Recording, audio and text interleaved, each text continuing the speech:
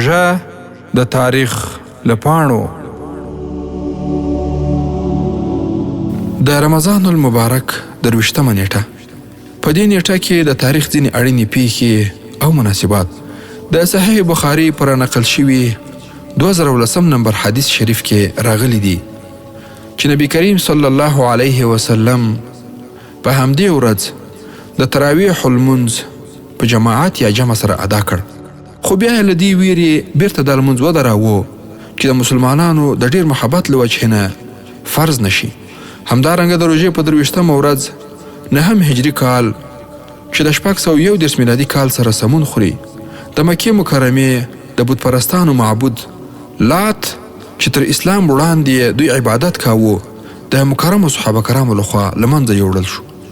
او همدارنګه د همدې ورځې په مناسبت یعنی د روژې په 23مه ورځ 11 هجري قمري کال چې د 652 میلادي کال سره سمون خوري د امیر المؤمنین حضرت عثمان بن عفان رضی الله تعالی عنه د خلافت په مهال مسلمان مجاهدین په ساسانیانو بریالي شول.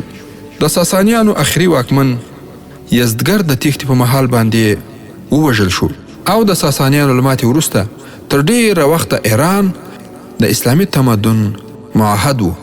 همدارنګه د رمضان المبارک په 23مه ورځ 220 هجري قمري کال چې د 815 میلادي کال د سپټمبر میاشتې له 20 نیټې سره سمون خوري د طولونیه واکمني بنسټ ایښودونکی احمد بن طولون په بغداد کې دنیا ته سترګې وغړولې.